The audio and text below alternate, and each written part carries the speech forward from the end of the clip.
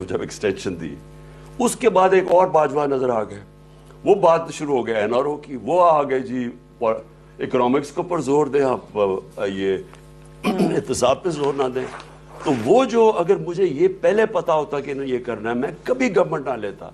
मैं पहले कहता इलेक्शन करवाओ, अगर तो अच्छा मैंडेट आता तब आता, नहीं तो कोई फायदा नहीं हुकूमत करने का, जबकि आप हर के मरून मिन्नत है।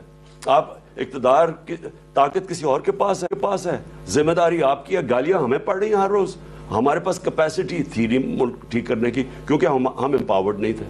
And because you mention that, general Bajwa साहब की ख्वाहिश थी एक्सटेंशन लेना या आपकी ख्वाहिश थी उनको देना? असल में जो एक जनरल बाजवा थे एक्सटेंशन से पहले, एक थे बाद में।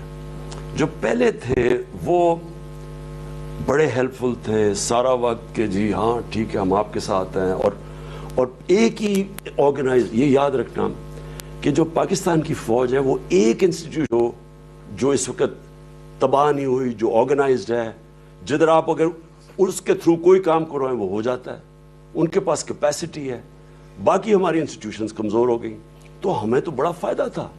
जब हम एक पेज की बात करते थे तो कोविड-19 आया, उसमें बड़ा फ़ायदा था हमें, क्योंकि उन्होंने लॉजिस्टिक सपोर्ट हमें बड़ी अच्छी दी। तो वो कोऑपरेशन बड़ी ज़बरदस्त चली। पोलियो के ऊपर बॉर्डर एरियाज़ में लोग जा नहीं सकते थे, इनकी प्रोटेक्शन थी।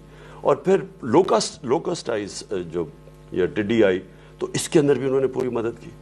लेकिन जो उन्होंने एहतसाब नहीं होने दिया, मैं समझता हूँ इतना बड़ा नुकसान करवाया। और ये जो NRO 2 दिया उन्होंने, जनरल मुशर्रफ की उनका टाइम इन दोनों पार्टी से बहुत बेहतर था उनका रेट, लेकिन जो उन्होंने NRO 1 दिया वो सारा धुल गया उनका, जितना भी उनका अच्छा काम था।